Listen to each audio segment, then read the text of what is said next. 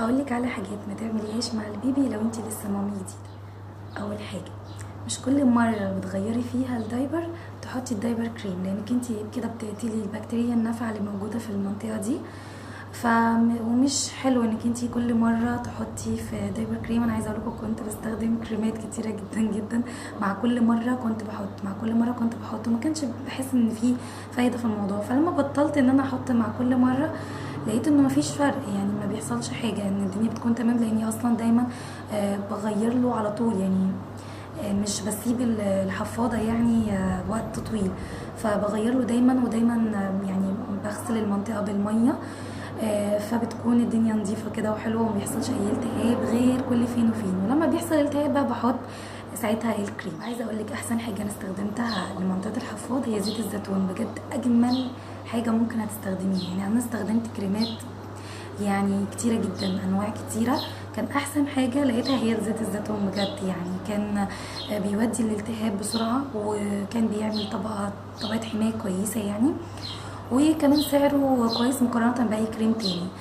وبيكون موفر كمان معايا في ان هو بستخدم، يعني ممكن ازازه صغيره استخدمها فتره طويله خالص يعني. تاني حاجه، في الاول خالص قبل وانت بتجيبي يعني لبس البيبي ما تشتريش اللبس اللي مقاسه صغير، لان هما بيكبروا في الفتره الاولانيه دي، يعني بيكبروا بسرعه، فاللبس مش هيلحق يلبسه. فالاحسن انك انت تجيبي حاجات بسيطه كده عشان هما بيكبروا بسرعه في الفتره دي. تالت نقطه بقى، وانت بتدي للبيبي الفيدروب ما تخليش يعني القطاره تلمس يعني البق من جوه بتاع البيبي، يعني يا ريت تبقي فاتحه بقه كده وتحاولي ان تخلي الدواء يعني يدخل من غير ما يلمس ريقه، يعني لان ده هيخلي الفيدروب ده ان هو هيفسد بسرعه، وانت ممكن ما تعرفيش ان هو باظ او كده وتفضلي تديله منه.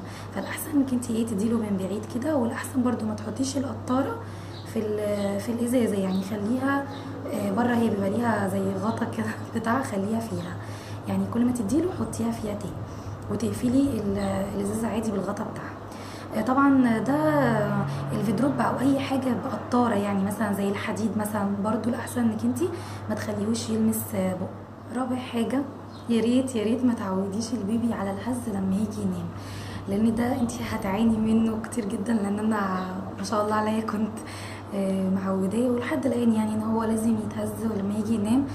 فده مرهق جدا، خصوصا انه مثلا يعني هو بيكبر ويعني دراعاتك بقى خلاص هتتعب يعني، وانتي بتتعبي جدا بسبب موضوع الحز ده. فياريت ما يتعودش من الاول. كمان ما تعوديهوش في وقت النهار ان وانتي بتنيميه القيلوله بتاعته انه ينام في الهدوء خالص بقى، ومفيش صوت ومفيش نور والكلام ده، لان انا برضو بعاني جدا، لان لما بيحصل يعني لو انا مثلا في المطبخ وفي طبق مثلا وقع مني ولا حاجه، خلاص كده هو صاحي، اي حاجه اي حركه او اي صوت بيصحى على طول يعني. فبعاني من الموضوع ده. او انا بره مثلا يعني هينام عند مامتي مثلا، ما بعرفش انه بيبقى مثلا في دوشه او كده، تعويضه وحشه. رقم 5 بقى، لما يبدا ان هو يشرب الميه يا ريت ما تعوديهوش على الكوبايه اللي هي بيكون فيها الشاليمو دي، انا مش عارفه هي اسمها ايه بصراحه، هي كوبايه الميه بتاعت البيبي دي.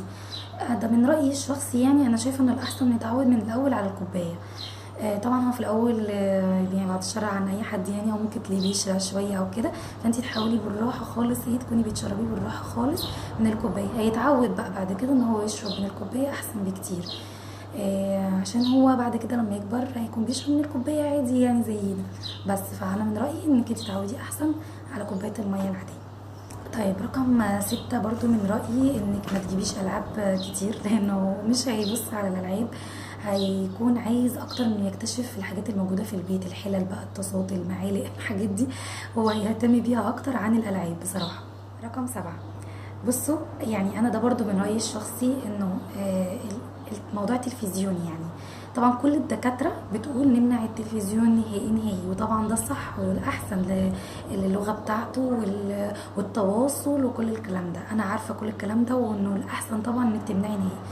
بس انا كمي يعني بصراحة الموضوع صعب جدا جدا ان انا امنعه نهائي، لان انا بيجي عليا اوقات اللي هو انا خلاص انا منهارة، مش لاقي حل، مش عارفة اعمل ايه، عايزة الهيه باي طريقه، الراضي يلعب الراضي يسكت وعايز يعمل اي حاجه، فبضطر ان انا اشغل له التلفزيون. تبقى حاجه يعني بسيطه خالص في اليوم، يعني ما بزودش خالص، يعني تبقى حاجه بسيطه خالص.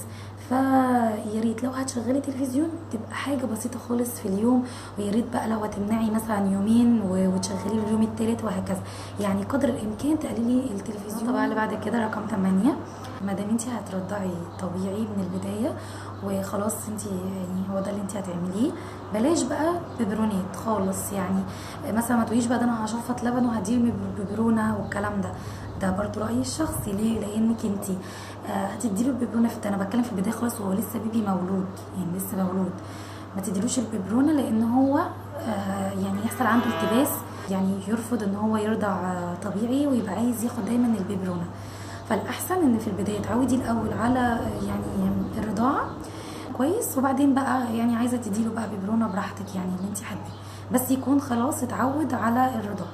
بصوا الحاجات اللي انا بقولها لكم دي يعني ده رايي زي ما قلت لكم، رايي انا ومن واقع خبرتي يعني كمامي جديده.